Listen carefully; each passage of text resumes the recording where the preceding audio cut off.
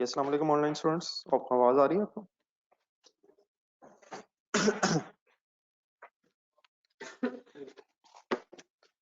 Online हजरात को बेटा आवाज आ रही है मेरी?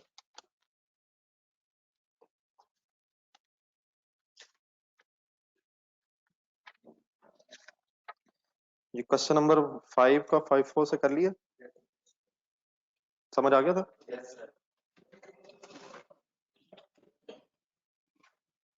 कोई कंफ्यूजन तो नहीं है?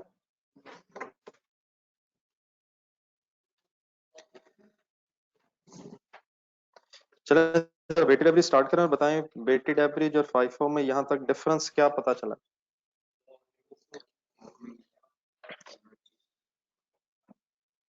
क्या डिफरेंस पता चला है सर?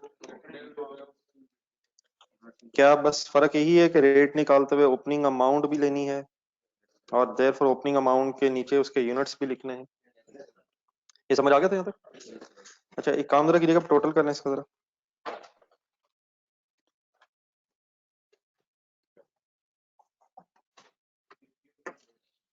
52, 53, 200।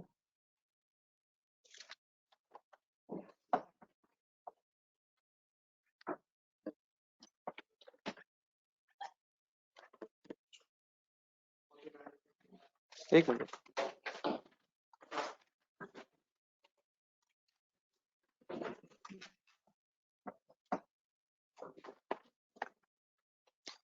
53, 200 और 49, 600।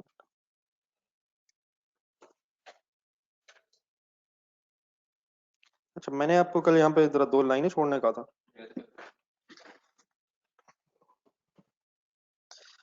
अच्छा ये 46,000 का मैंने फिर ब्रेकअप किया 8,038 में और आगे किया, ये तो क्लियर है ना? ये 46,000 के जो ब्रेकअप्स हुए हैं।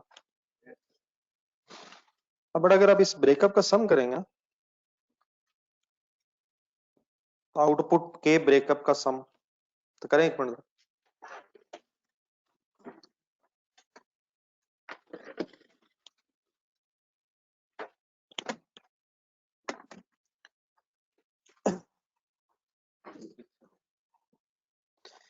तो ये डेफिनेटली ब्रेकअप इस वक्त हमने किया तो है समझने के लिए, लेकिन वेटेड एवरेज में ये जो ब्रेकअप होता है, अगर आप सही वर्किंग कर रहे होंगे तो इस ब्रेकअप का सम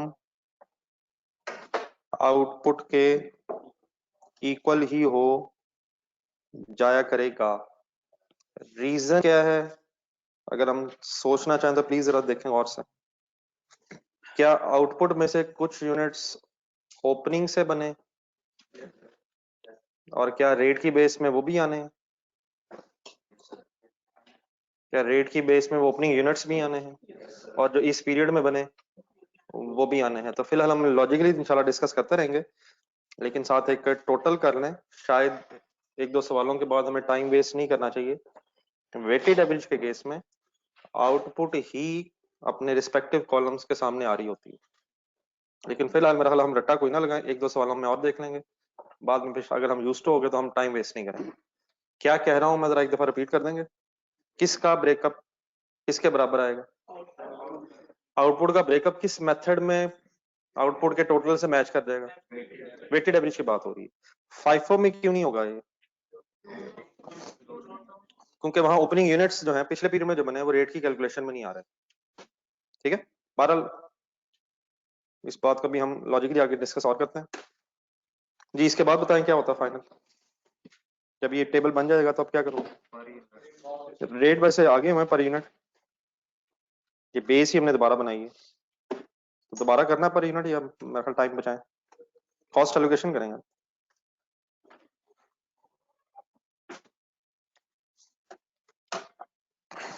कॉस्ट किस किस पे एलोकेट होगी?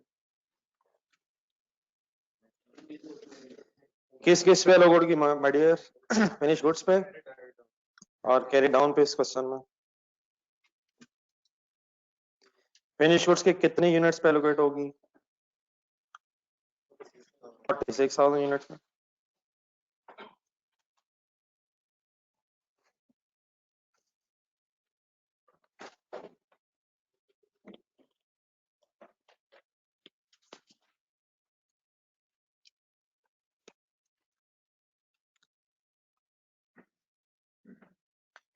बिफोर दिस एलोकेशन एक मिनट, एक छोटी सी चीज जरा रिवाइज कीजिएगा। अपने रजिस्टर में जरा जॉइंट बाय प्रोडक्ट पे जाए जरा, कुछ सर सब पुरानी डिस्कशन जरा रिवाइज हो जाए तो शायद आसानी से बात समझ आ जाए।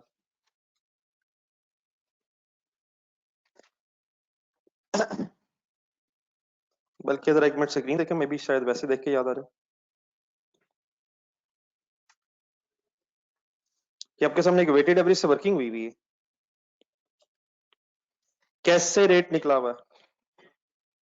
बोले बोले, opening amount plus cost of goods manufactured divide by opening units plus production units. अब और से सुनिएगा जरा, उसको अगर जो भी रेट आए, अगर आप उसे number of units of closing stock से मल्टीप्लाई करेंगे तो क्लोजिंग स्टॉक की अमाउंट आ जाती है, और उसी एवरी रेट को अगर directly number of unit sold से मल्टीप्लाई किया जाए तो कॉस्ट ऑफ सेल भी आ जाती है, सेल आ जाती है, कॉस्ट ऑफ सेल आ जाती है। वेटेड एवरेज में जो रेट आता है, अगर आप उस रेट को number of units in hand से मल्टीप्लाई करेंगे तो क्लोजिंग स्टॉक की अमाउंट आ जाएगी, और उसी रेट को अगर नंबर ऑफ यूनिट सोल्ड से मल्टीप्लाई करेंगे तो कॉस्ट ऑफ सेल आ जाएगी। यहां हम बात वैसे फिनिश गुड्स की कर रहे हैं, ठीक है? लेकिन यहाँ अगर रुक के आप मुझे फाइफो से करवा सकें दोबारा रिवाइज, अगर यही काम फाइफो से होना हो तो फिर क्या किया जाता है? कंसंट्रेट करें सभी। नहीं, मुझे आपको मैंने एक और तरीका बताया था, मुझे उस और तरीके से, आप जरा बुक में शायद लिखा था आपने, अगर निकाल सके निकालें जरा, एक मिनट ये बुक से निकालेंगे अपने पास page number 6 of joint by product का जरा पेज नंबर बता दें, अगर आपके पास पेज नंबर कोई और होगा बुक का, जरा पेज नंबर अगर बता सके। पेज नंबर 20, इसको आपने शायद रजिस्टर में कहीं नोट किया हो ये हमारी बात को, ढूंढिएगा जरा। Joint by product page number 20 पे जो लिखा हुआ है, अगर आपने पीछे जाए, क्वेश्चन नंबर 3 से पहले होगा, बाइनरी लिमिटेड की डिस्कशन से पहले, क्वेश्चन नंबर 2 के फौरन बाद, सब निकालिएगा प्लीज।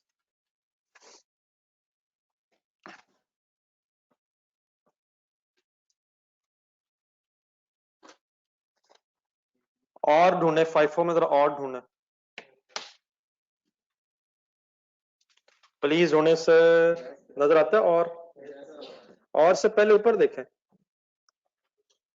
10,000 यूनिट्स की अमाउंट कैसे निकाली आपने?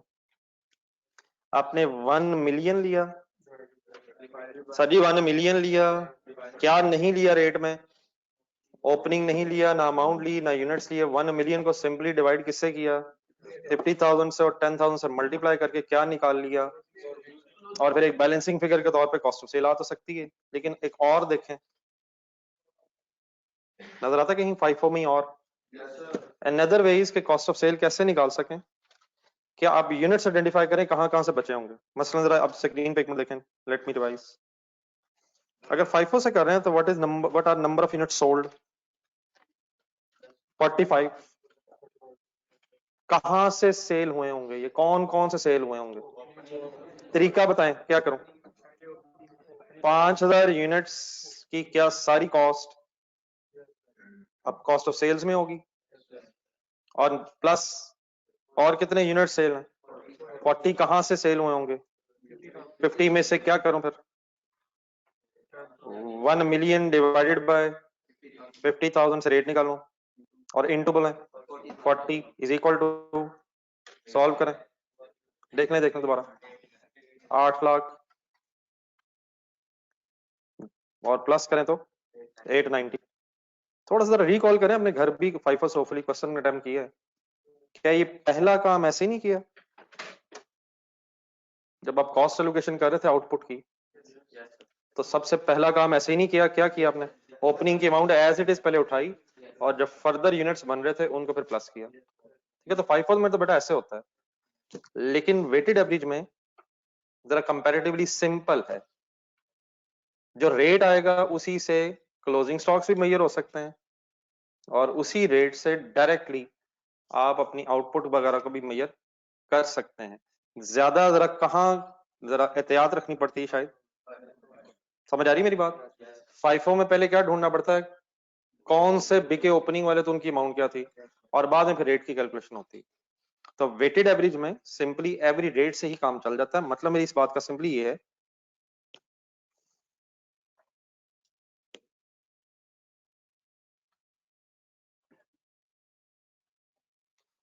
कि अब ये जो 46,000 है,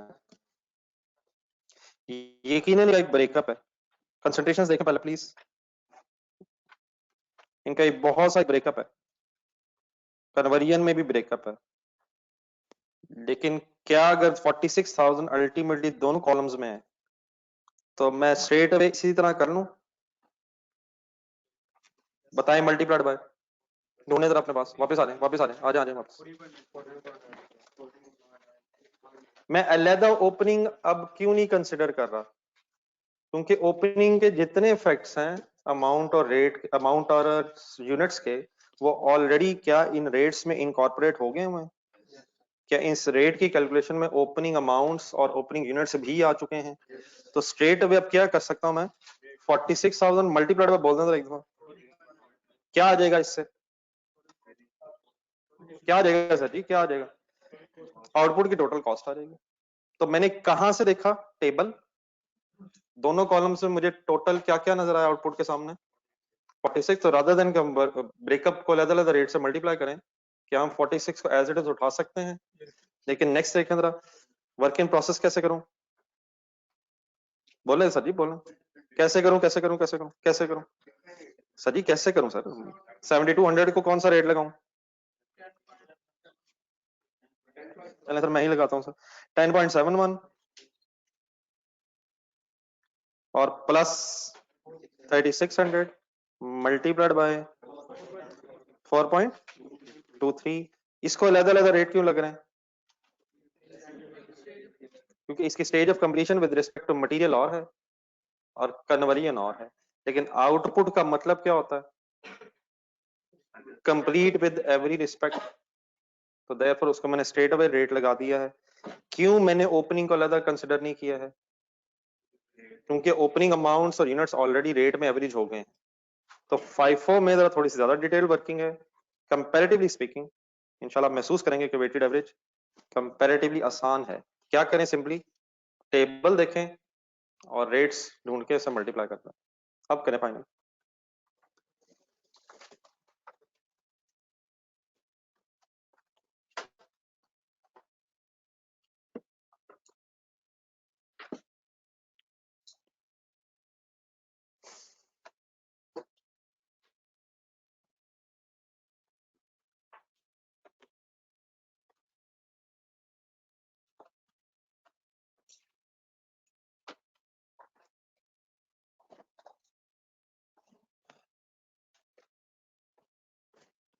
ये सर इज इक्वल टू बता दीजिएगा।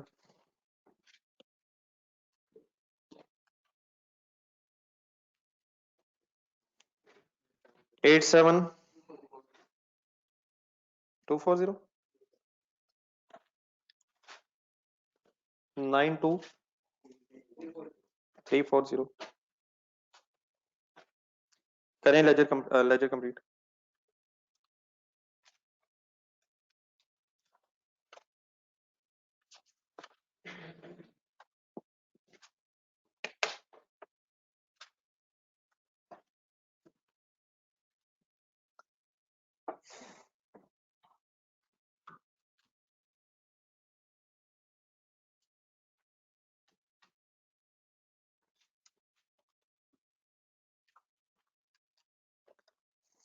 और सर जी ओपनिंग की अमाउंट फाइंड आउट करनी है या आउटपुट और क्लोजिंग की फाइंड आउट करनी है? मिस्टर नासिर क्या कर रहे हैं यार? ओपनिंग से रेट क्यों नहीं मल्टीप्लाई किए? क्या ओपनिंग की अमाउंट ऑलरेडी अवेलेबल नहीं है? हमने किस किस की अमाउंट्स कैलकुलेट करनी है? पहले कब ओपनिंग से रेट मल्टीप्लाई किया मैंने?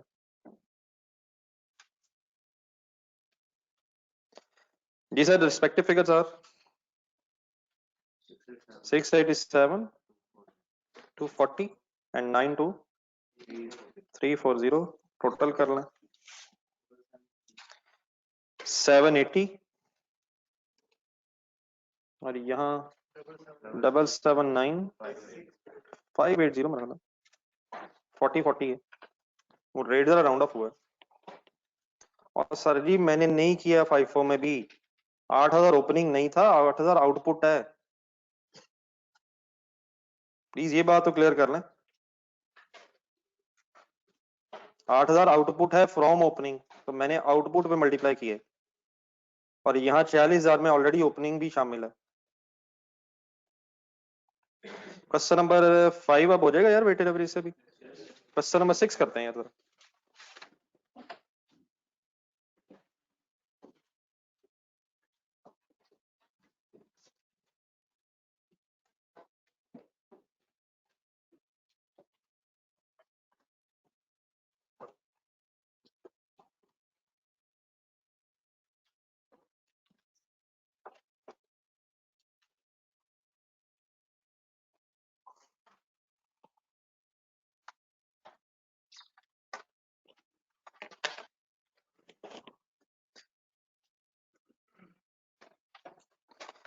Yes, sir, Yahya Limited produces a single product that passes through 3 departments A, B, and C. The company, next line underline, company uses कौन सा method sir? The review of the department A's cost, first department है, first department के units B में जाएंगे, तो शायद output जो है वो बी में फिर इनपुट कहलाएगी। तो जनवरी 2008 का आपके सामने एक रिकॉर्ड मेंटेन हुआ हुआ डिपार्टमेंट ए का, उसकी डिटेल दे रहा है। Work in process opening 1 January, units दिए हुए और आगे बेटा मटेरियल और लेबर की अमाउंट्स दी हुई, लेकिन लेफ्ट साइड पे वापस आए, जो ओपनिंग यूनिट्स दिए हैं उनकी ब्रैकेट में कुछ स्टेज ऑफ कंप्लीशन दी हुई है।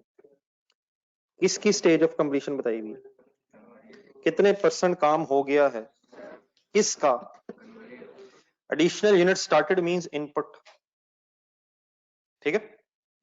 मटेरियल कॉस्ट इंकर हुई, लेबर कॉस्ट इंकर हुई, फिर क्लोजिंग वर्क इन प्रोसेस के यूनिट्स दिए हुए हैं, 50% कंप्लीट हो गए हैं कन्वर्जन के एंगल से। Units completed and transferred in January का मतलब इनपुट या आउटपुट? आउटपुट किस डिपार्टमेंट में जानी है according to first line? Department B में। Overheads are applied at the rate of 120% of the direct labour. Normal spoilage is 5% of, underline करें, output. किसका 5%? आउटपुट ढूंढे कितनी है? 110 का 5% होगा ना, तो 1 लाख का 5%, आउटपुट का 5% कह रहा है, तो 5000 इज नॉर्मल। अब अगर इससे ज्यादा है या कम है तो फिर बैलेंसिंग फिगर आ सकती है। स्पॉइल यूनिट्स की फिर एक रिकवरी वाली दी हुई है। बनाना क्या क्या है जरा पढ़ के देखें, क्या आपको इन चीजों का पता है? वैसे इक्विवेलेंट प्रोडक्शन यूनिट्स में कितने कॉलम होते हैं, कितने कॉस्ट कंपोनेंट्स होते हैं? बी, कॉस्ट पर यूनिट के बारे में पता है आपको? किस की कॉस्ट पर यूनिट कैलकुलेट होती है? कॉस्ट कंपोनेंट्स की, लेकिन अगर इन सब की स्टेज ऑफ कंप्लीशन सेम हो तो कंबाइन भी हो सकती है। फिर उसके बाद आपसे cost of abnormal gain loss, closing work in process and units transfer to next process जो मांग रहा है, कॉस्ट एलोकेशन कह रहा है। अब ऐसे डायरेक्टली लेजर तो नहीं मांगा हुआ, लेकिन फिलहाल हम जरा लेजर भी बना लेंगे ताकि बात जरा कंप्लीटली समझ आ जाए। एक आखिर में एक नोट लिखा हुआ है, उसको जरा मेरे साथ समझिए, जरा फर्स्ट लाइन पे पढ़ें जरा। अब बेटा उसने वर्क इन प्रोसेस इन्वेंट्री का जो आपको 1 जनवरी का बैलेंस बताया यूनिट्स का, इसके नीचे वो कहता है 75% कंप्लीट एज टू कन्वर्जन। तो मटेरियल कितना लगा? नहीं मतलब ये कुछ जरूरी नहीं है, पहली बात ये भी जरूर क्लियर रखें। मसलन क्वेश्चन नंबर 4 पे अगर मैं जाऊं, जो भी हमने अटेम्प्ट किए, आपके सामने आ गया। वैसे क्या ये जरूरी है कि मटेरियल ऑलरेडी पहले ही लग गया हो? ये 90 और 40% दिया हुआ था, तो क्या 10% मटेरियल और 60% कन्वर्जन अभी लगनी थी? तो इट इज क्वाइट पॉसिबल कि मटेरियल भी सारा ना लगा हो, लेकिन अगर क्वेश्चन साइलेंट है regarding the stage of completion with respect to the material, तो देन नोट पढ़े जरा। If nothing is mentioned then assume that units are किसके एंगल से? लेकिन अब सवाल ये पैदा होता है कि अगर मटेरियल 100% लग गया फिर ये वर्क इन प्रोसेस क्यों है? क्या मटेरियल लगने का मतलब ये होता है कि यूनिट्स कंप्लीट हो गए, या मैन्युफैक्चरिंग कॉस्ट कंप्लीट होने का मतलब होता है कि यूनिट्स कंप्लीट हो गए? तो अगर आपको दोबारा जरा ब्रैकेट देखें ऊपर, 75% कन्वर्जन अगर वो कह रहा है और मटेरियल के बारे में हमें नहीं बताया जा रहा, तो इट इज जनरली अज्यूम कि मटेरियल नॉर्मली, क्योंकि शुरू में लगता है, पहले मटेरियल ऐड होता है फिर प्रोसेसिंग शुरू होती है।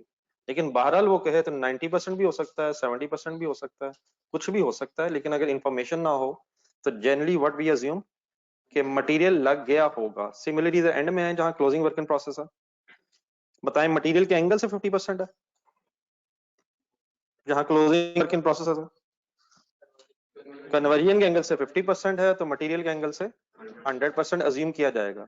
अच्छा एक वर्ड जरा मैं बदलता हूं, ऊपर वापस जाएं ओपनिंग पे, लेट्स सी लिखा हो 75% complete as to manufacturing cost, तो फिर मटेरियल लेबर ओवरहेड्स उसका मीनिंग होगा, इस सब के एंगल 75%। तो conversion is sum of labour overheads. अगर वो कहे 75% complete with respect to prime cost, तो फिर अलग अलग हमें डिस्टिंग्विश करना। यहाँ कन्वर्जन की तो स्टेज ऑफ कंप्लीशन बताई हुई है, किसकी नहीं बताई हुई? तो मटेरियल के एंगल से फिर क्या अज्यूम करेंगे कि वो 100%। अब आए क्वेश्चन सॉल्व करें, रिक्वायरमेंट्स भी इंशाल्लाह साथ साथ डिस्कस करूंगा, पहले जरा लेजर बना लें। और पहले हम इस क्वेश्चन को एज इट इज FIFO से करते हैं, लेकिन बाद में ये सेम क्वेश्चन वेटेड एवरेज से भी ट्राई करना है, तो जरा स्पीड अप थोड़ा सा होइएगा।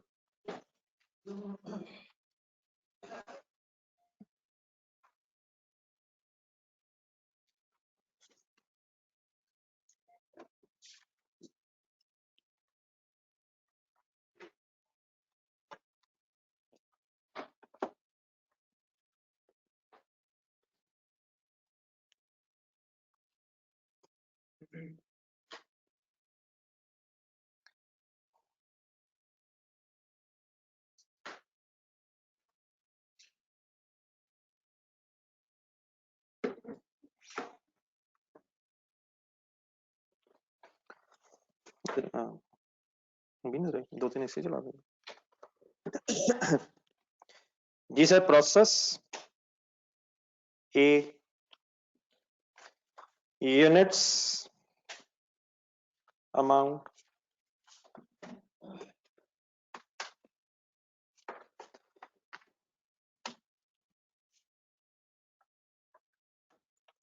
शुरू करवाएं सर, तरतीब से चलें। ब्रॉड डाउन यूनिट्स बताएं। 16,000।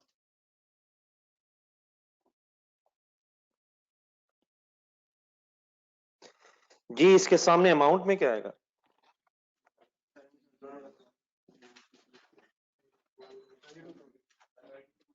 नहीं बेटा सिर्फ 92 भी नहीं, शायद 92 में भी एक मसला।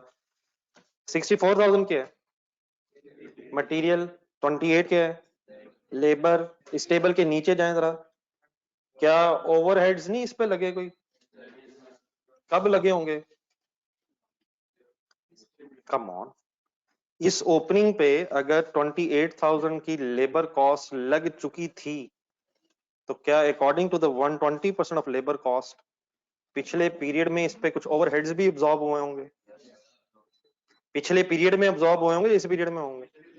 लेकिन पिछले पीरियड में जो अब्सॉर्ब हुए होंगे, जरा ब्रैकेट लगे ज़हन में, जो ब्रैकेट इसके साथ बनी हुई है, क्या वो 100% अब्सॉर्ब हो गए होंगे या कुछ और भी अब्सॉर्ब होने होंगे? तो प्लीज बेटा मटेरियल उसने दिया है, सुनिएगा गौर से। मटेरियल कितना दिया हुआ? 64,000। लेबर कितनी दी हुई है? और क्या ओवरहेड्स भी लेबर की बेस पे अब्सॉर्ब होते हैं? सर जी क्या हमारे सवाल में बताया हुआ सर कोई रेट? तो क्या लास्ट ईयर के ओवरहेड अब्सॉर्ब किए गए होंगे? अच्छा एक चीज फाइनल करने से में बताएं, ये प्रोसेस अकाउंट में अब्सॉर्ब आते हैं या एक्चुअल आते हैं? ना करें यार, खुदा के लिए ना करें बस। अब्सॉर्ब ही चार्ज होते हैं ना, बाकी तो अंडर और अप्लाइड के बाद में एडजस्टमेंट होती है। ये एक्चुअल दिया 120%, ये अब्सॉर्ब्ड है। तो अगर 120% ओवरहेड का एब्जॉर्प्शन रेट है लेबर, डायरेक्ट लेबर की बेस पे, तो what is the direct labour of the 16,000 units? 28,000। तो क्या 28,000 मल्टीप्लाइड बाय 120 अगर मैं कर रहा हूं तो प्लीज गलत कर रहा हूं? सोच लें जरा एक मिनट। कि अगर लेबर लग रही है, लेबर लग गई है, लगी है इस साल, पिछले पीरियड में लगी थी या इस पीरियड में लगी है? तो क्या पिछले पीरियड में 28,000 लेबर का मतलब कि 120% अब ओवरहेड भी अब्सॉर्ब होंगे, या इस पे ओवरहेड्स नहीं पिछले साल लगे होंगे? ये रेट इस साल का है, पिछले साल का बताएं। वैसे इस साल का कैसे पता चला आपको? पढ़ के बताइएगा कहाँ लिखा है इस पीरियड का। क्या इस पीरियड का और पिछले पीरियड का रेट डिफरेंट हो सकता है? लेकिन अब बताएं पिछले पीरियड में क्या था? 70। इंफॉर्मेशन नहीं है ना यार, तो अगर होता तो हम डेफिनेटली किस पीरियड का रेट लगाते हैं? पिछले पीरियड का। बताइएगा जी final answer.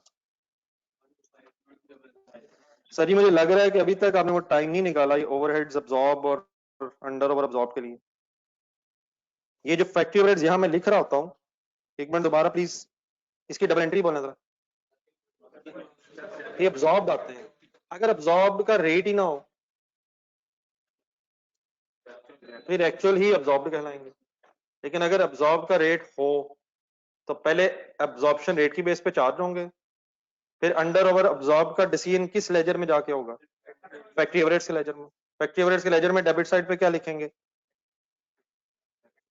Actual. Credit side पे अब्सॉर्ब। ओवर अब्सॉर्ब कब होगा? जब क्रेडिट साइड ज्यादा होगी। अंडर अब्सॉर्ब कब होगा? अगर ओवरहेड का अब्सॉर्प्शन रेट दिया हो तो वर्क इन प्रोसेस में एक्चुअल आएंगे या अब्सॉर्ब आएंगे? देख लें फिर यार, जैसे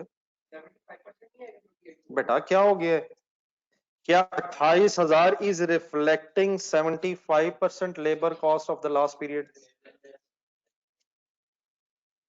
तो क्या ये 28,000 ऑलरेडी 75% लेबर कॉस्ट नहीं होगी?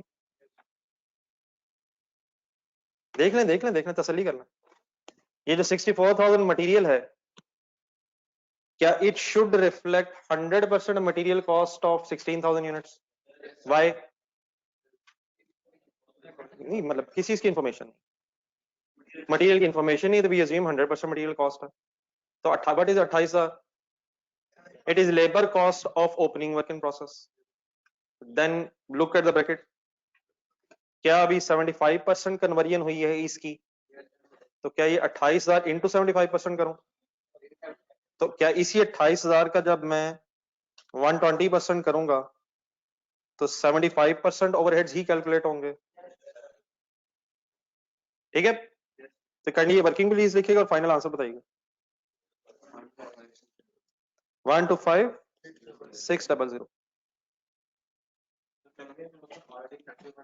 ये इसमें सर जी पढ़ के देखें आगे यार, क्या लेबर में ऑलरेडी फैक्ट्री ओवरहेड्स हैं? सर जी अगर लेबर के ऊपर कन्वर्जन लिखा होता तो क्या मैं ये आपको तंग करता? क्या हो गया? प्लीज क्या क्या गिवन था और क्या हमारे लिए एग्जामिनर ने छोड़ दिया है? मटेरियल लेबर गिवन था और क्यों एग्जामिनर ने छोड़ा? क्योंकि एग्जामिनर को पता है कि आपको रेट देख के आप वर्किंग कर लेंगे। जी डी आगे चलें। एडिशनल यूनिट स्टार्टेड बताएं कहां लिखा?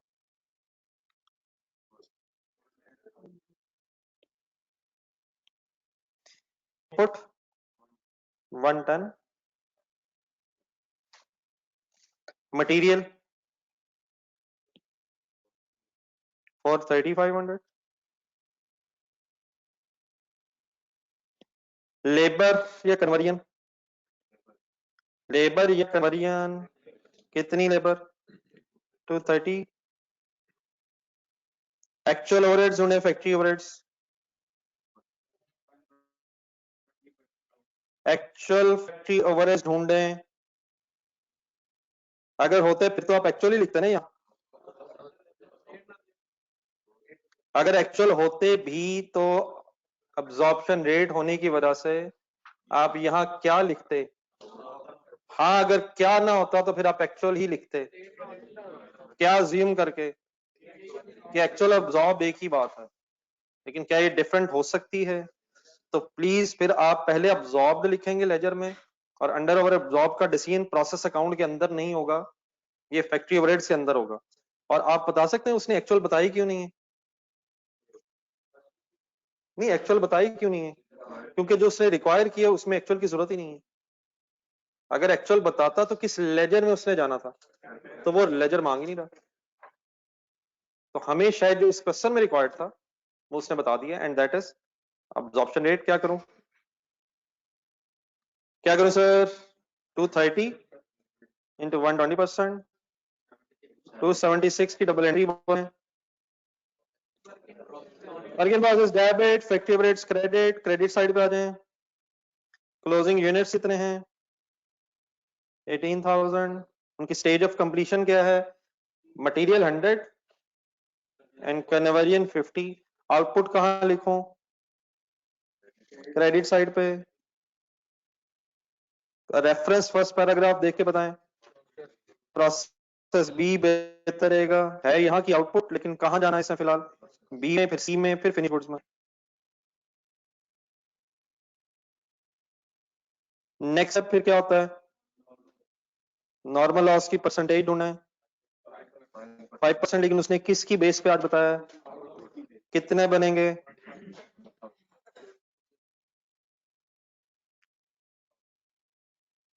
अच्छा बेटा, ये जो लिखा हुआ है ना 5% ऑफ आउटपुट, ये शायद बिल्कुल उसी तरह से है जिस तरह profit percentage can be on the basis of sales और can be on the basis of cost. For example, profit is 10% of cost, profit is 20% of sale. तो ऑफ कॉस्ट, ऑफ सेल, ये हमारी चॉइस है, ये examiner की। तो यहाँ क्या लिखा हुआ है? 5% ऑफ व्हाट? यहाँ प्लीज क्या लिखा हुआ है सर? क्वेश्चन साइलेंट है। अगर साइलेंट हो तो फिर बताएंगे क्या करते हैं आप? हम करते ही नहीं जी, छोड़े सर, अब माउंट्स की तरफ चलें। तो लेजर में डिफरेंस नहीं सर यूनिट्स के? कर लें पहले, सॉरी, यूनिट्स बैलेंस कर लें। अब डिफरेंस या क्या और या क्या हो सकता है? चेक करें जी, चेक करें।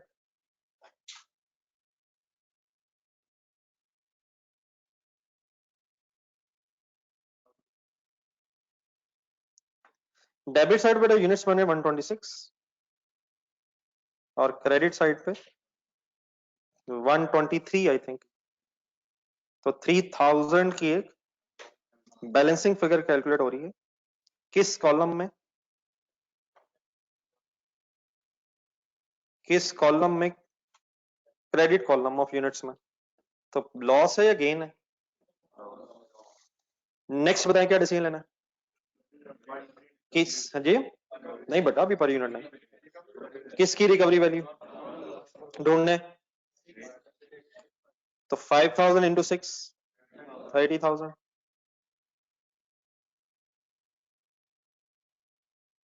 अब स्पॉइल्ड यूनिट्स लिखा हुआ है, तो अब नॉर्मल लॉस की भी रिकवरी वैल्यू यही होगी। तो देयरफॉर 3,000 इंटू 6 करके 18,000 इसके सामने लिख दें। मेरा भाई तो शुरू भी हो गया। क्या नॉर्मल लॉस के सामने रिकवरी वैल्यू, लेकिन अब नॉर्मल लॉस के सामने कॉस्ट आनी है, और फिर इसकी बेटा अगर रिकवरी वैल्यू है तो अब नॉर्मल लॉस के लेजर में क्रेडिट साइड पे आनी है। तो प्रोसेस अकाउंट भी तो अब नॉर्मल लॉस ही का लेजर है। ठीक है बहरहाल, याद आ गया प्लीज जी। आप बताएं क्या करूं? क्या पर यूनिट निकाल लूं सर? अच्छा, यहां से ऑनर मेरे साथ रहेगा, ट्राई करते हैं कि एग्जैक्टली हम वैसे क्वेश्चन करें जैसे करने चाहिए। पर यूनिट बेटा ठीक है, निकाल लेते हैं, लेकिन मुझे ये बताएं जरा लेजर देख के, क्या मटेरियल लेबर ओवरहेड्स को कंबाइन करके मैं एक इकट्ठा रेट निकाल लूं? रीजन बताएं। तो कहां कहां वजन कहां? मटेरियल की बेस में वर्क इन प्रोसेस के यूनिट्स भी 100% है। देखें जरा, ओपनिंग भी और क्लोजिंग भी, लेकिन कन्वर्जन की बेस में ओपनिंग क्लोजिंग के यूनिट्स फर्क है। तो can I calculate a combined manufacturing rate? Therefore अब मुझे किस किस का रेट निकालना पड़ना है? मुझे कॉस्ट कंपोनेंट्स का रेट, मटेरियल लेबर ओवरहेड्स का शायद अलग कैलकुलेट करना पड़ना है। लेकिन एक छोटा सा डिसीजन और लें, क्या लेबर और फैक्ट्री ओवरहेड्स की बेस सेम होगी? क्या लेबर और फैक्ट्री ओवरहेड्स की बेस सेम होगी? क्यों? क्योंकि कन्वर्जन की स्टेज ऑफ कंप्लीशन सेम दी हुई है, लेकिन क्या कभी कभी कन्वर्जन की स्टेज ऑफ कंप्लीशन भी डिफरेंट दी हो सकती है? यस, तरह ये वाला डाटा देखें, closing work in process is complete, material 100, labour 50 and factory overheads 40। क्या इस केस में मटेरियल का रेट अलग, लेबर का अलग और फैक्ट्री ओवरहेड्स का अलग निकलेगा? सर निकलेगा सर, लेकिन क्या इस केस में दो रेट्स से गुजारा हो जाएगा? क्वेश्चन नंबर 6 में दो कौन कौन से? मटेरियल का और कन्वर्जन का। नेक्स्ट प्रॉब्लम, क्या ओपनिंग स्टॉक इन्वॉल्व है, opening work in process involve है?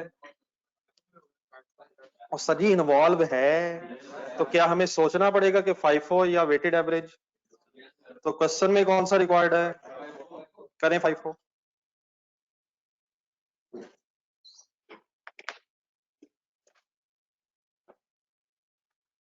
ये बेटा यहाँ तक क्लियर है जी सारे? कोई ऑनलाइन स्टूडेंट्स प्लीज, जहां तक जो बातें हुई है मेरी।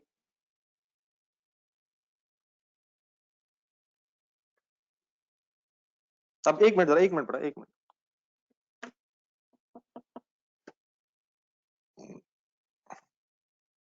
कोई कंफ्यूजन तो नहीं बेटा किसी की?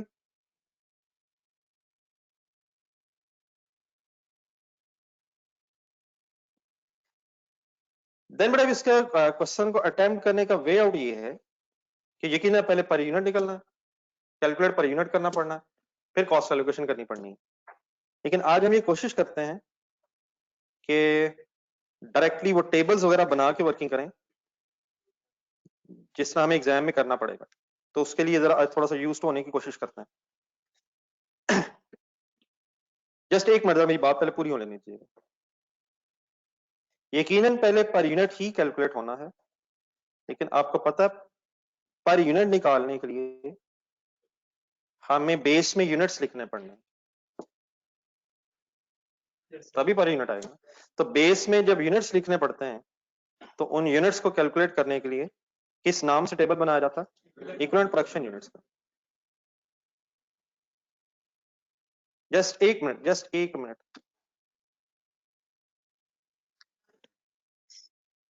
नॉर्मली सीक्वेंस यही रखा जाता है क्वेश्चन सॉल्व करते हुए कि आप पहले लेजर बना लें, उसमें जो इंफॉर्मेशन अवेलेबल है वो लिख लें, फिर उसके बाद इक्विवेलेंट प्रोडक्शन यूनिट्स का टेबल बना लें, फिर पर यूनिट की वर्किंग कर लें, और लास्ट में फिर कॉस्ट एलोकेशन कर लें। तरतीब बेटा ये है, लेकिन सजेशन ये है कि सबसे पहले आप वो कॉस्ट कंपोनेंट्स आइडेंटिफाई करके लिख लें जिनकी बेस में यूनिट्स आने। मतलब क्या मटेरियल का पर यूनिट निकालना है हमने? क्या कन्वर्जन का पर यूनिट निकालना है हमने? अच्छा एक मिनट, जरा क्वेश्चन की भी रिक्वायरमेंट पड़ेगी। यकीनन कन्वर्जन का रेट इकट्ठा निकाला तो जा सकता है, लेकिन शायद एग्जामिनर इज आस्किंग कि मटेरियल का रेट पर यूनिट बताएं, आगे बढ़ें, लेबर का बताएं एंड फैक्ट्री ओवरहेड्स का बताएं। अगर फॉर एग्जांपल ये स्पेसिफिक रिक्वायरमेंट ना होती कि लेबर का भी बताएं और फैक्ट्री ओवरहेड्स का भी बताएं, तो मैं किस किस का इकट्ठा निकाल देता। What I am saying, what I am trying to say is कि पहले वो अमाउंट्स लिख लें जिनकी बेस हमने इक्विवेलेंट यूनिट्स के टेबल में ढूंढनी है। तो आए आज कोशिश करें ये बातें सारी ध्यान में सही सेट करें। प्रोसेस अकाउंट देखें, प्लीज देखें यार, कहां है प्रोसेस अकाउंट? आपके सामने। हम वर्किंग करें FIFO से, देयरफॉर ओपनिंग अमाउंट इग्नोर कर दें, मटेरियल की अमाउंट बोल दें, फुल मायूसी फैला दें, नजर ही नहीं आ रहा कुछ। 301 to 200 430 500 लेबर की अमाउंट बोल दें। Why I am not considering opening 276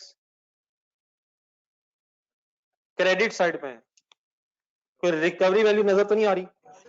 तीनों में से माइनस करवा दें, फर्स्ट कॉस्ट कंपोनेंट से माइनस करके बात खत्म करते हैं। ठीक है जी यहां तक। अब ये जो डिवाइडेड बाय होना है, ये आज हमने कोशिश करनी है कि डायरेक्टली टेबल बना के करें। जो बेस में आना है उसको अब हमने टेबल फॉर्म में कोशिश करनी है आज कि हम विजुलाइज कर सकें। ठीक है, जस्ट एक मिनट एक मिनट। आप मुझे ये बता दें, अकॉर्डिंग टू क्वेश्चन मैं कितने कॉलम बनाऊंगा इक्विवेलेंट प्रोडक्शन यूनिट्स के टेबल में, कितने कॉलम बनाऊंगा? अगर मैं कन्वर्जन का रेट इकट्ठा निकाल रहा होता तो क्या 2 कॉलम से भी गुजारा हो सकता है? कौन से 2? तो मेरे जरा वर्ड सुनिएगा जरा।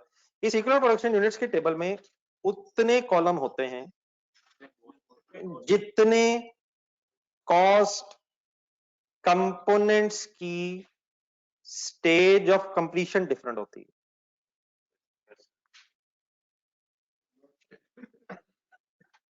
क्या अगर रिक्वायरमेंट बी में लेबर का और ओवरहेड्स का रेट अलग ना मांगा होता तो हमारा गुजारा 2 कॉलम से भी हो जाता? किन 2 कॉलम से हो जाता? तो इस टेबल में कितने कॉलम होते हैं? 5, 6? सर इस तरह ना करें, खुदा के लिए ऐसा नहीं करें। जितने कॉस्ट कंपोनेंट्स की स्टेज ऑफ कंप्लीशन डिफरेंट होती, लेकिन मैं 3 क्यों बनाना शुरू हो गया हूं? रिक्वायरमेंट को क्वेश्चन की वजह से। Labour, overheads. क्या इन 2 कॉलम्स को मैं इकट्ठा कर सकता था? क्यों? क्योंकि कन्वर्जन की स्टेज ऑफ कंप्लीशन सेम। आप पहले एक सेंटेंस लिखें, हेडिंग लिख ली थी इक्विवेलेंट यूनिट्स, ये एक हेडिंग लिखें इक्विवेलेंट यूनिट्स। एक मिनट है थे वही 75%, वही 50%, वही 100%। Give me chance. एक हेडिंग लिखें इक्विवेलेंट प्रोडक्शन यूनिट्स और इस हेडिंग के नीचे एक लाइन लिखें, this table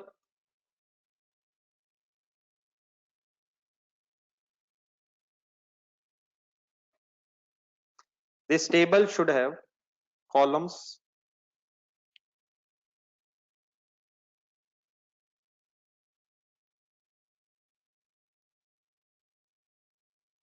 for those cost components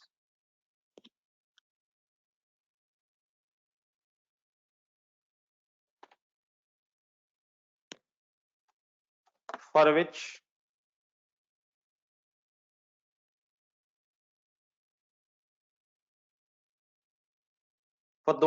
cost components for which stage of completion is different, for which stage of completion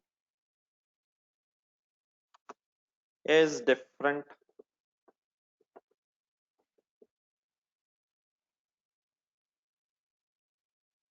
अब स्टेज ऑफ कंप्लीशन वही है, ओपनिंग के नीचे ब्रैकेट पड़ा। क्या मटेरियल की स्टेज ऑफ कंप्लीशन कुछ और है, मींस 100 है, और कन्वर्जन की 75% है, तो कितने कॉलम होने चाहिए? 2।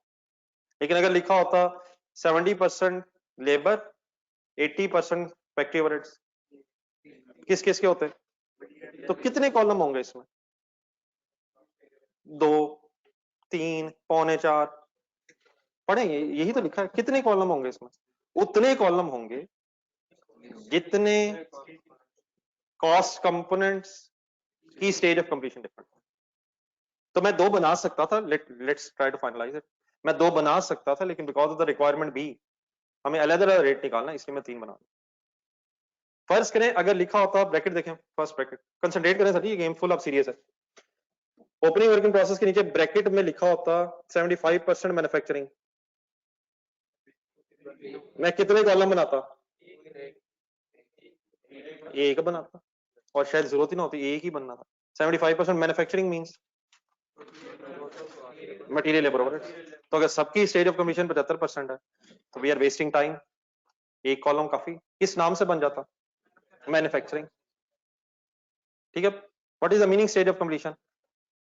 किस किस स्टेज पे यूनिट्स पड़े हैं, नीचे है जरा क्लोजिंग वर्क इन प्रोसेस, इसकी स्टेज ऑफ कंप्लीशन क्या है? 100% मटेरियल, 50% कन्वर्जन। तो मटेरियल की बेस में डिफरेंट यूनिट्स होंगे और लेबर ओवरहेड्स की बेस में डिफरेंट होंगे। अब वो कितने कितने होंगे वो हम इस टेबल में बना रहे हैं। अब ठीक है। अच्छा, प्रॉब्लम ये आनी है, अरसलान यारी क्या सवाल है, क्या कन्वर्जन में लेबर ओवरहेड्स ही बस आता है? यकीन मान यार यही आता है, कभी कभी सेलिंग एडमिन एक्सपेंसेस भी आते हैं।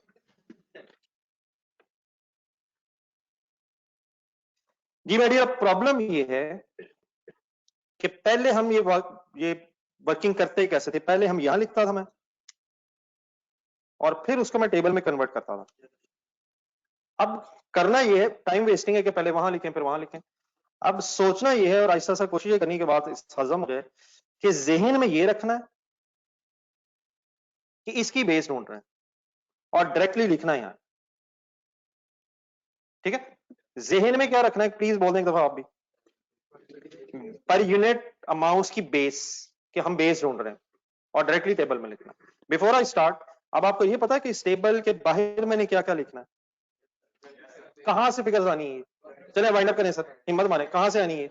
लेजर देखें, लेजर में किस साइड पे देखें, देखें देखें क्या नजर आता है। प्रोसेस बी में कितने यूनिट्स जा रहे हैं, प्रोसेस बी में कितने यूनिट्स जा रहे हैं, 1 लाख। फिर कॉस्ट किस पे आनी है, 3000। फिर कॉस्ट किस पे आनी है, किसको आप इग्नोर कर रहे हैं, क्यों कर रहे हैं? उस पे कॉस्ट एलोकेट ही नहीं होती। क्लोजिंग के कितने यूनिट्स हैं, 18,000। जस्ट अब मिनट, 1 मिनट, अब आपने कुछ नहीं लिखना। फाइफो वाले क्वेश्चन में इस आउटपुट का ब्रेकअप कंपलसरी है, बताएं। इस लाख में पहले कौन से यूनिट्स कंप्लीट हुए होंगे, ओपनिंग वाले कंप्लीट हुए होंगे और फिर कितने और बने होंगे, 84,000 बैलेंसिंग आ गया। आप प्लीज आराम से बाद में तसल्ली से लिखिएगा। Any confusion? 16,000 कहां से आ गया? अब आप बोलते ओपनिंग है, लेकिन प्लीज रिमेंबर ओपनिंग में से अब 16,000 कंप्लीट हो गए हैं। ये मैंने आउटपुट का ब्रेकअप किया या ओपनिंग का? आउटपुट का ब्रेकअप किया है मैंने कि ओपनिंग सेल वाले ओपनिंग वाले बन गए और बाकी 84 बन गए। अब आ जाए full concentrate opening work in process की स्टेज ऑफ कंप्लीशन देखें, ब्रैकेट। जी बिल्कुल ठीक है। मटेरियल, पहले मटेरियल, ना करें ना करें ना करें, क्या मटेरियल की स्पेस में 16,000 यूनिट्स आने चाहिए? आने चाहिए, आने चाहिए। क्यों नहीं आने चाहिए? इस 43500 में से कोई 1 रुपया भी मटेरियल के उन 16,000 यूनिट्स पे क्यों नहीं लगा होगा? क्या 16,000 के सामने जो एक अमाउंट 125,600 लिखी हुई है उसमें ये 64,000 is already reflecting 100% material cost incurred during last accounting period? सोच लें, तसल्ली से सोच लें। क्या 64,000 मींस 100% मटेरियल लग चुका था? इस 43500 में से और कितने परसेंट मटेरियल लगा होगा ओपनिंग यूनिट्स पे? क्या इसकी बेस में 16,000 यूनिट्स होने चाहिए? क्यों नहीं होने चाहिए? किस मेथड से अगर वर्किंग कर रहा होता कि फिर मैं ओपनिंग अमाउंट भी लेता, क्या अगर मैं ओपनिंग अमाउंट 64 लेता, 64 लेता या 125,600 टोटल लेता? 64,000 क्यों लेता? क्योंकि अलग अलग रेट कैलकुलेट हो रहे हैं। तो क्या 64,000 की बेस में फिर 16,000 यूनिट्स भी होने चाहिए थे? अब क्यों नहीं होने चाहिए? फाइफो में क्या हुआ है, ओपनिंग अमाउंट नहीं आ रही, तो देयरफॉर ओपनिंग अमाउंट वाले यूनिट्स भी बेस में नहीं होने चाहिए। अपना क्वेश्चन नंबर 4 का आंसर देखें जरा।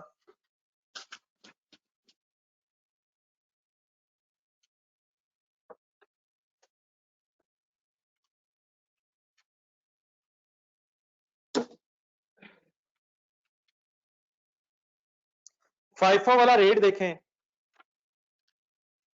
फाइफो वाला टेबल देखें, ओपनिंग यूनिट्स आउटपुट में कितने थे? ओपनिंग यूनिट्स आउटपुट में कितने थे? 8000 के सामने 800 लिखा तो हुआ है। वहां इशू क्या था? 90% बने थे, 10% बनने थे। यहां क्या इशू है? तो वाई डैश एयर, क्या डैश आना चाहिए 16000 के सामने टेबल में? क्या इस डैश का मतलब, ना लिखें सर जी, ना लिखें डैश, तो एक मिनट में यूं लिखा जाना है। क्या इस डैश का मतलब मटेरियल लगा नहीं?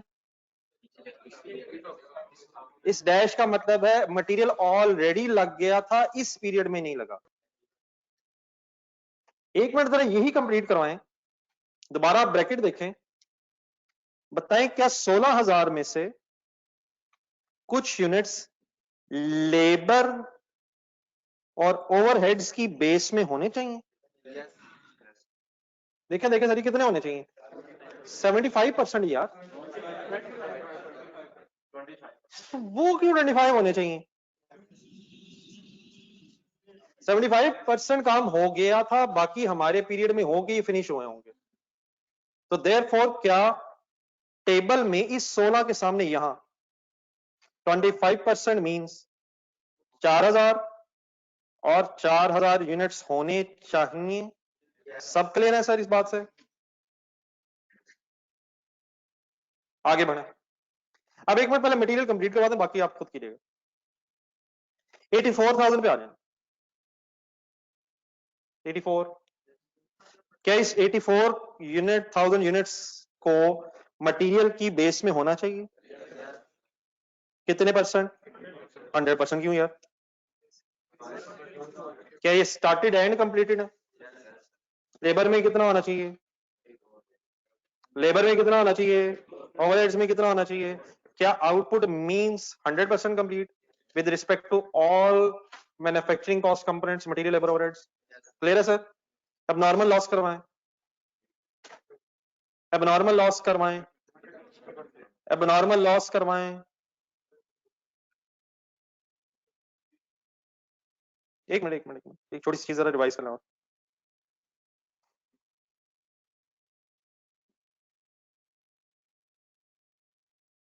अब ये यूनिट्स लॉस होते हैं, क्या मटेरियल, लेबर और ओवरहेड्स 100% लगने के बाद लॉस होते हैं?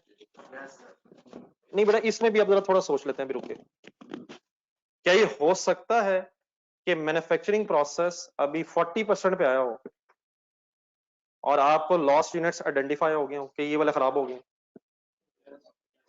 क्या ये हो सकता है मैन्युफैक्चरिंग प्रोसेस 90% स्टेज पे आके पता चल जाता हो कि अब कितने लॉस हो गए हैं? क्या ये पता चल सकता है 45% स्टेज पे पता चल जाए कितने होंगे? तो अगर तो हमें क्वेश्चन में बताया गया हो कि लॉस किस स्टेज पे आइडेंटिफाई हुआ है, तो फिर तो हम अकॉर्डिंगली वर्किंग करेंगे। और डेफिनेटली सपोज 90% पे हमें लॉस यूनिट्स आइडेंटिफाई हो गए हैं, तो क्या हमने बाकी 10% खर्चा फिर उन पे किया होगा? क्या 90% तो हो गया होगा, लेकिन 10% फिर खर्चा बच जाएगा? लेकिन अगर क्वेश्चन में कोई इंफॉर्मेशन ना हो रिगार्डिंग कि लॉस कब आइडेंटिफाई हो रहा है, तो फिर हम अभी तक क्या अज्यूम करते चले आए हैं? हम जरा एक मिनट रुक के रिवाइज कर लेते हैं। क्वेश्चन नंबर 1 से शुरू करें। हम बगैर कुछ सोचे समझे कुछ अज्यूम करते चले आए हैं। क्या लॉसेस फर्स्ट टाइम आए हैं? और सर जी फर्स्ट टाइम आए हैं sir. Question number 1, rate register में आ जाए, रेट्स देखने आपने।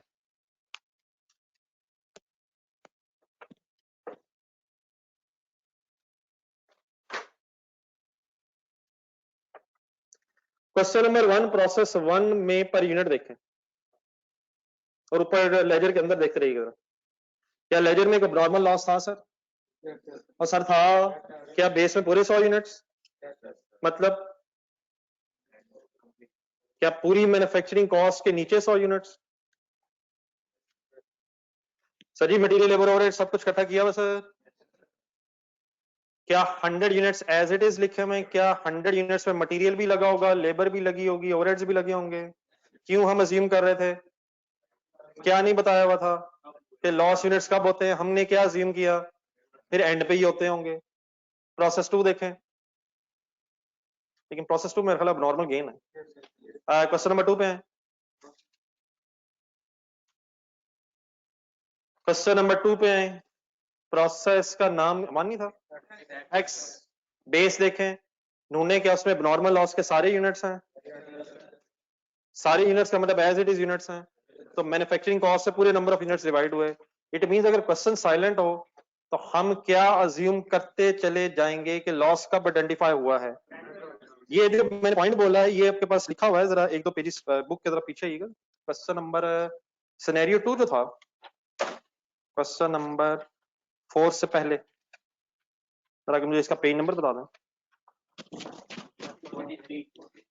पेज नंबर 43 के बिल्कुल स्टार्ट में जहां सिनेरियो 2 लिखा हुआ था उसके नीचे जब स्टेज ऑफ कंप्लीशन लिखी हुई थी ना, उसके नीचे एक सेंटेंस लिखा होगा, उसको जरा आप जरा बॉक्स बना लें, हाईलाइट करना जरा। If nothing is mentioned then what assume about what, क्या मीनिंग बनेगा सेंटेंस का। एट अब normal loss units are identified at the end of the process का क्या मीनिंग बनेगा। पेज नंबर 43 है और सिनेरियो 2 है। सिनेरियो 2 के नीचे जहां वर्क इन प्रोसेस की स्टेज ऑफ कंप्लीशन है उसके नीचे प्लीज एक सेंटेंस है, अंडरलाइन करके हाईलाइट करके बोलें क्या लिखा हुआ है, क्या मीनिंग क्या इसका। क्या इसका मतलब मटेरियल, लेबर, ओवरहेड सब कुछ 100% लगा होगा।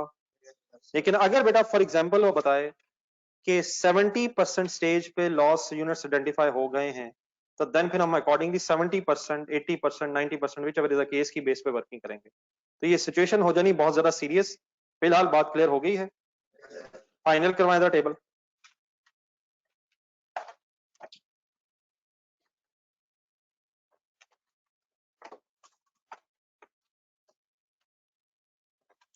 जी डियर, 3000 के सामने लिखवाएं।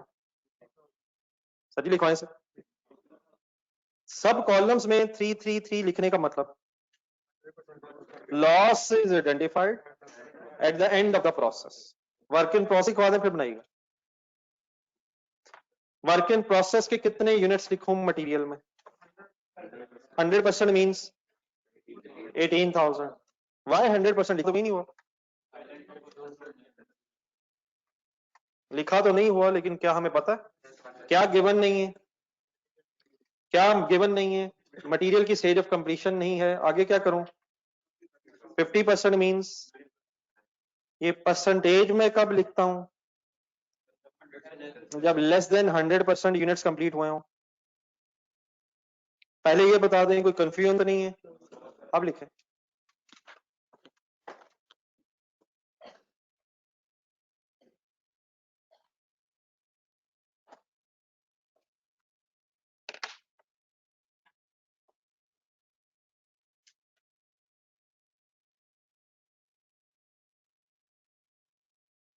ये जरा बंद कर देंगे।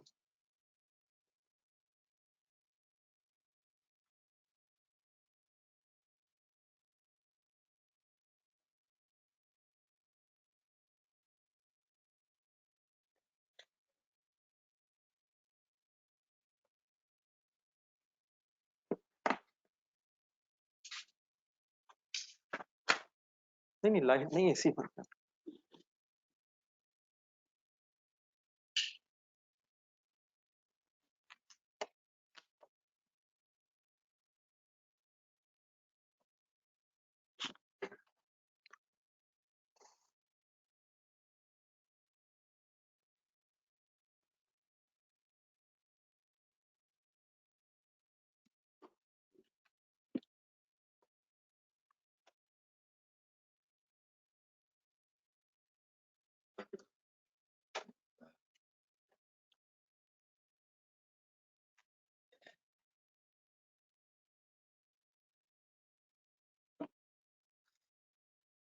ये अगर किसी ने लिख लिया तो टोटल बता दें, टोटल कर लो। 10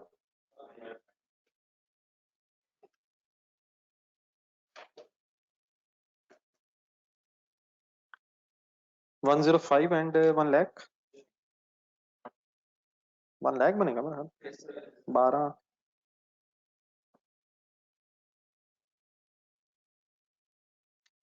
मटेरियल के एंगल से इस पीरियड में 105,000 यूनिट्स कंप्लीट हुए हैं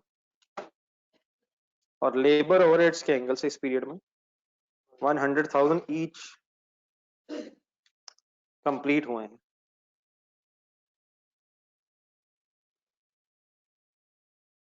ओके सर, अब इन यूनिट्स का क्या करना है?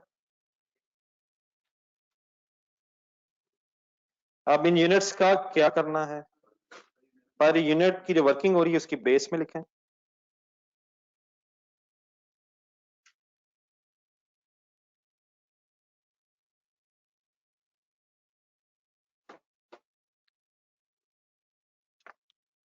और रेट निकालना है। बस रेट के लिए काइंडली मैक्सिमम 2 डिजिट्स पे डाके राउंड ऑफ कर ले पॉइंट के बाद। 3.81 per unit. It is material cost per unit. 2.3 per unit and 2.76 per unit.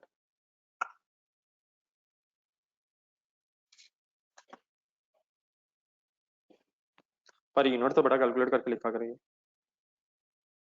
अब बेस कहां से देख के लिख रहे?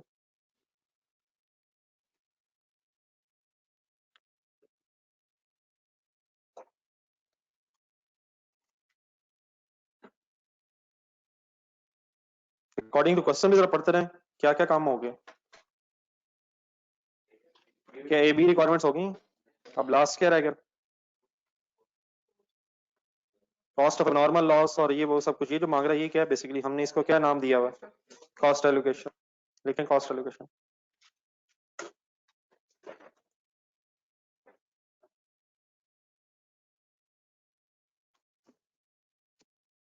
ये सबने बेटा वर्किंग कर ली प्लीज, ऑनलाइन स्टूडेंट्स? ओके चलो आगे।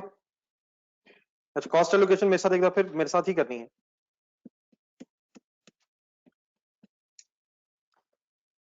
और जो इंपॉर्टेंट चीजें अब जेहन में सेट करने वाली हैं वो क्या है? कॉस्ट एलोकेशन लेजर में किस साइड पे होनी है?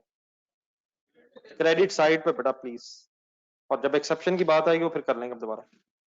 तो क्रेडिट साइड पे आपको नजर क्या आ रहा है? नहीं बेटा ओपनिंग नहीं नजर आ रहा है यार, खुदा के लिए नहीं नजर आ रहा, ना करें ऐसे।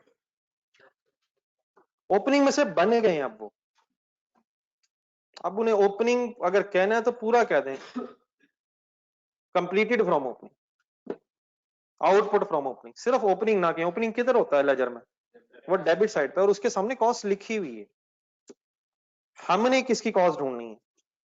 क्रेडिट साइड पे जो चीजें हैं, और यकीनन क्रेडिट साइड पे जो चीजें हैं उसमें कुछ यूनिट्स ओपनिंग से भी बने हैं और कुछ स्टार्ट होके बन गए हैं और कुछ स्टार्ट होके एंड में रह गए हैं और कुछ स्टार्ट होके लॉस हो गए। ये स्टोरी है, ठीक है? तो मींस टू से फर्स्ट ऑफ ऑल जो प्रोसेस बी में यूनिट्स जा रहे हैं 1 लाख, उनकी मुझे कॉस्ट ढूंढनी है। और अब आपसे फिर रिक्वेस्ट है, एग्जैक्टली मैं वैसी कोशिश करूंगा जैसे मैंने क्वेश्चन नंबर 4 में किया और आपने 5 में शायद किया। 5 को अप्लाई करना है। What is the starting point, ये बस इंपॉर्टेंट है। अगर ये जेम रह गया तो फिर कोई मसला नहीं है। 5 में नहीं, 5 में वो ब्रेकअप नेसेसरी हो जाता है। 1 लाख का ब्रेकअप क्या? 16,000 ओपनिंग वाले पूरे हुए हैं और बाकी 84 एज इट इज। तो 5 में बड़ा पहला स्टेप ये होता है, पहला स्टेप जब आप आउटपुट की वर्किंग करेंगे फ्रॉम ओपनिंग,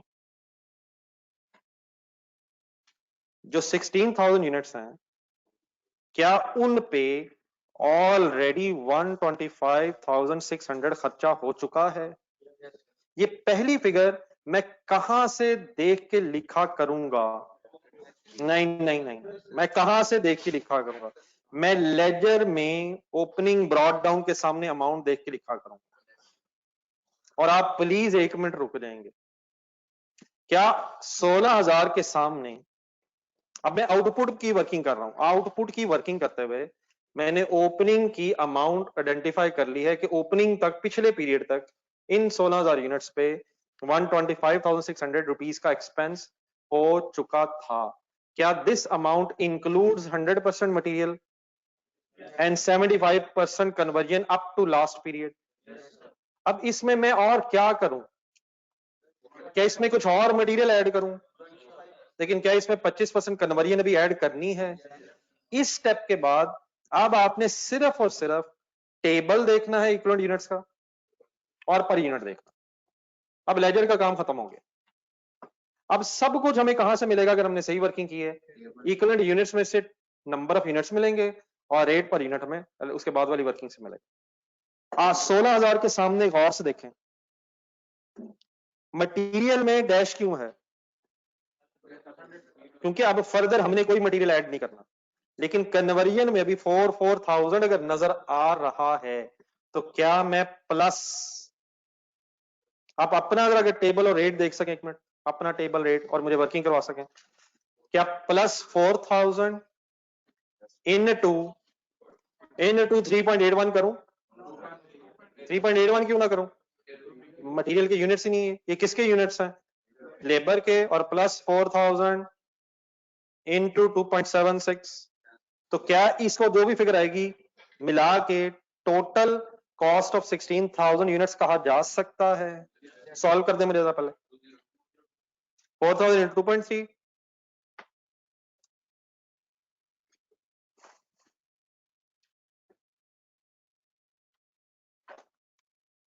202 20240। एक दफा इन दोनों को प्लस कर दें, 145840 का नाम बता दें। ना ना ना करें ओपनिंग यार, पूरा बोलने कुछ पूरा चले। ओपनिंग ठीक है, आगे।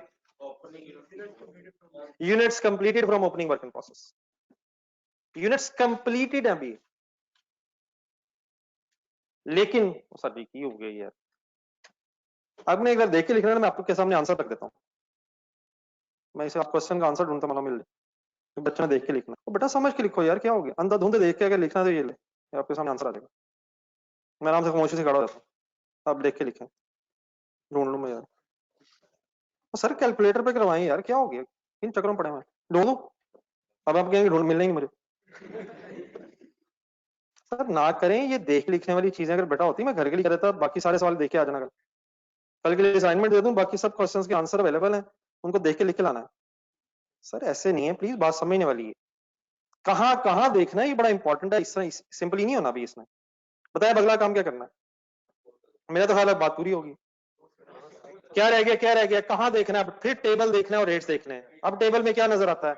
84,000। क्या सब कॉलम में सेम नजर आता है? तो क्या मैं टाइम बचा लूं? लेकिन टाइम बचाने के लिए हमें एक काम और करना था जो किया ही नहीं।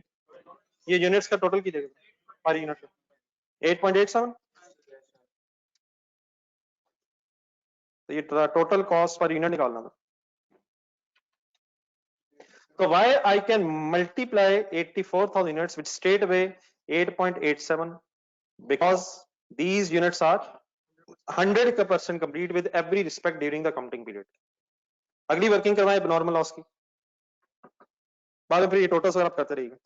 अब नॉर्मल लॉस की वर्किंग कैसे करूं? क्या हर कॉलम में सेम यूनिट्स नजर आ रहे हैं आपको? किस कॉलम में, कहां कॉलम में, किस क्या कौन सी वर्किंग है? में वर्किंग का नाम क्या है?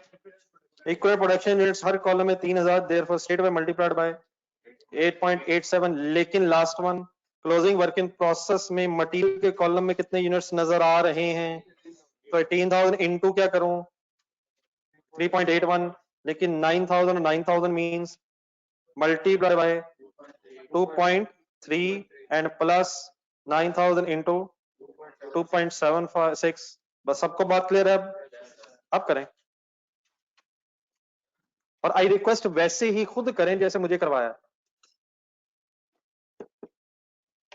और बाद में चेक करें कि बोर्ड पे क्या हुआ है।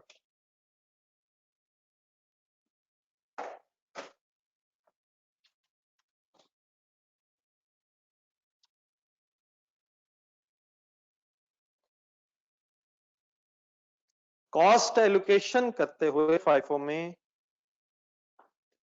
आउटपुट की जो पहली अमाउंट है जो ओपनिंग से है वो आई है लेजर से, बाकी सब कुछ कहां से है? टेबल से और पर यूनिट वर्किंग से।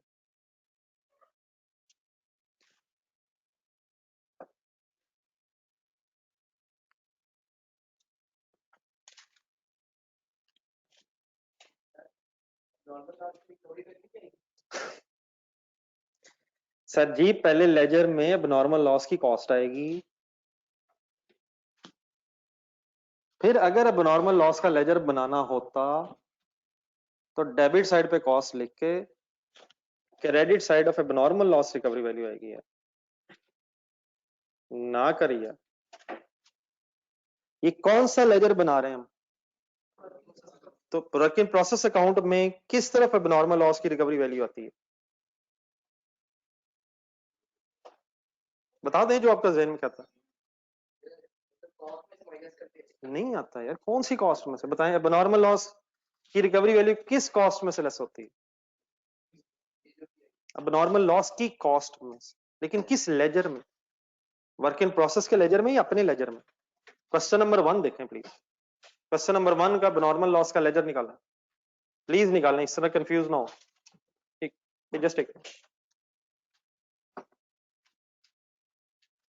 वर्क प्रोसेस 1 में एबनॉर्मल लॉस की कॉस्ट बताएं क्या है? 50। अब एबनॉर्मल लॉस का लेजर देखें, ये 50 किस तरफ नजर आ रहा है? एबनॉर्मल लॉस का लेजर डेबिट साइड पे।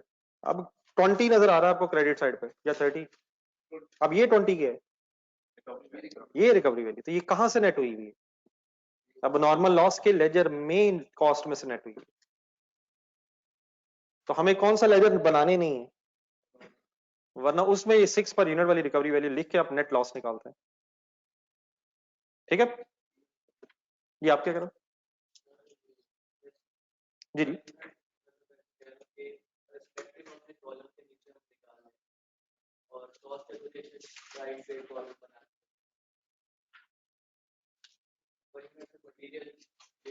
थोड़ा सा काइंडली दोबारा रिपीट करिएगा, एक मिनट। इक्विवेलेंट यूनिट्स में? जी जी जी जी जी जी जी जी जी जी। नहीं वो आपकी चॉइस है, अगर आपने ऐसे करना है, मतलब मुझे उस पर कोई वो नहीं है, लेकिन मेरा ख्याल है कि शायद इतनी स्पेस आपके पास होगी नहीं, मैं ऐसे कर दूं। नहीं नहीं, अगर मेरा नहीं ख्याल आपके पास इस तरह से इतनी स्पेस रजिस्टर में है, एज यू लाइक, लेकिन मैं कर दिया करूंगा। उसकी वजह शायद ये कि मुझे जरा दिखाना यूं आसान हो जाएगा, मैं कर देता हूं, लेकिन आपके पास शायद स्पेस नहीं है। ये तीनों वर्किंग्स आप लोग अपने रजिस्टर में अगर इस तरह करेंगे तो या तो बहुत छोटा छोटा लिखना पड़ेगा, लेकिन इस तरह वैसे हद क्या है? अपनी अंडरस्टैंडिंग के लिए बेटा लिख रहे हैं फिलहाल, लेकिन मेरा ख्याल है फिर इतना काफी छोटा हो जाएगा। तो स्पेस लिमिटेशन आपके पास इस तरह से है, इस तरह तो फिर अगला पेज भी है ना। तो बहरहाल वो कोई इशू नहीं है अगर आप उस तरह लिखना चाहें।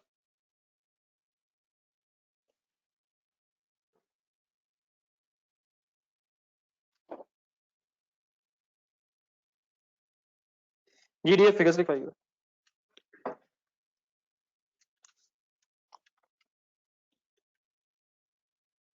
बताइएगा फिगर्स जरा। 84,000 इंटू 8.77 क्या आता है? 745,080। अब इन दोनों को टोटल कर क्यों कर रहा हूं? इन दोनों को टोटल करके क्या आएगा?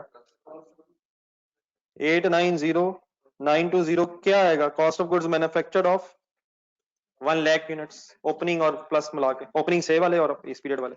अब नॉर्मल लॉस की कॉस्ट तो 6610, वर्क इन प्रोसेस की 114120,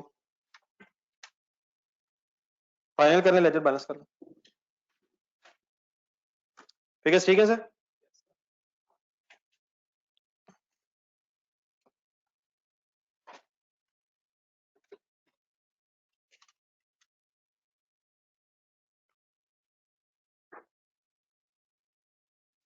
तो final value against 100,000 units is 809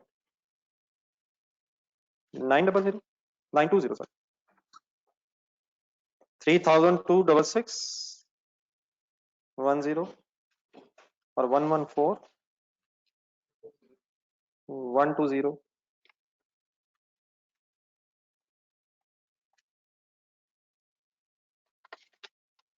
1062 और 1061। बताइएगा सर। 106,165 ये रेट बेटा जब भी कभी राउंड ऑफ होगा तो आई होप कि अब ठीक है, बहरहाल क्लियर है सारा। चलिए बेटा विदाउट वेस्टिंग एनी टाइम, और 2-4 मिनट है इसमें, जरा वेटेड एवरेज से शुरू करना, जरा स्पीड अप हो जाए बस। ये वेटेड एवरेज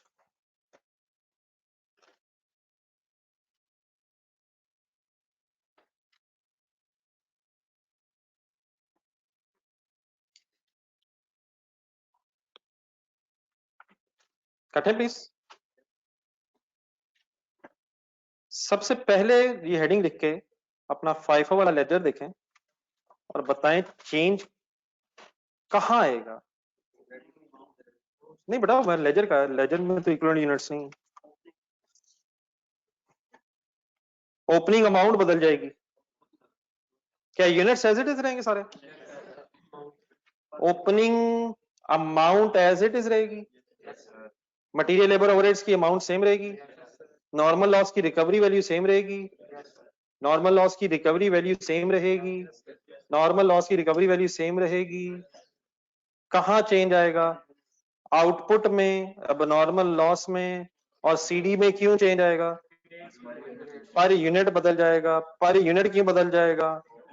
क्योंकि ओपनिंग अमाउंट्स भी कंसिडर होनी है और ओपनिंग यूनिट्स भी कंसिडर होना है। आप ये घर से कीजिएगा, लेकिन मेरे से सिर्फ रेट के एंगल से चंद बातें सुन के उठिएगा। तो अब आप लिखना छोड़ें, फाइफो और वेटेड एवरेज में जो चेंज आना है वो जरा सोच के उठिएगा। मटेरियल का जो रेट निकाला हमने, क्या ये सब कुछ एज इट इज रहेगा? लेकिन क्या इसमें 64,000, इसमें 28,000, और कैलकुलेटर पकड़ना जरा, 28,000 तो लेबर थी ना जरा, और 28,000 इंटू 120 की जगह, इंटू 120%, 36, 33, 600, ये अमाउंट्स में ऐड हो जाएगा, ओपनिंग प्लस हो जाएगा, every other thing remain same, मतलब ये ऐड हो जाएंगे। लेकिन बेटा क्या इसके ऐड होने से फिर बेस में इस 64,000 के यूनिट्स भी होंगे? करें हिम्मत बताएं कितने होंगे? 16,000 का कितने परसेंट? 16,000 का कितने परसेंट? क्यों 100%? मटेरियल लग चुका था। 28,000 के नीचे कितने होंगे? कितने होंगे? 16,000 का 75%।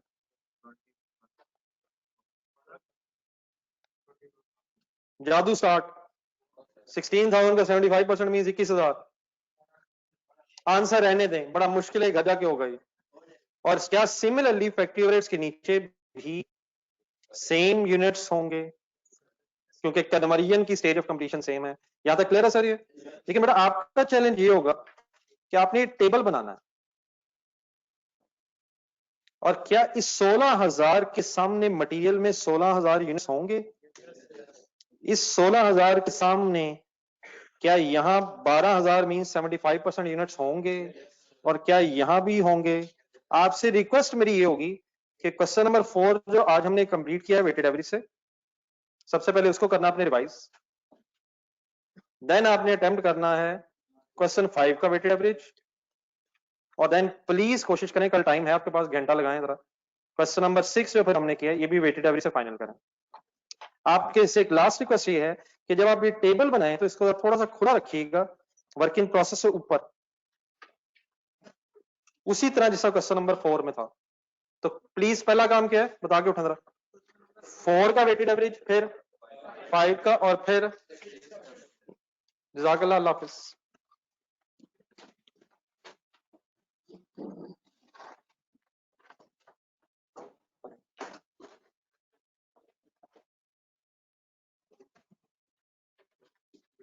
ये deal okay sir? Online students कोई कंफ्यूजन तो नहीं है?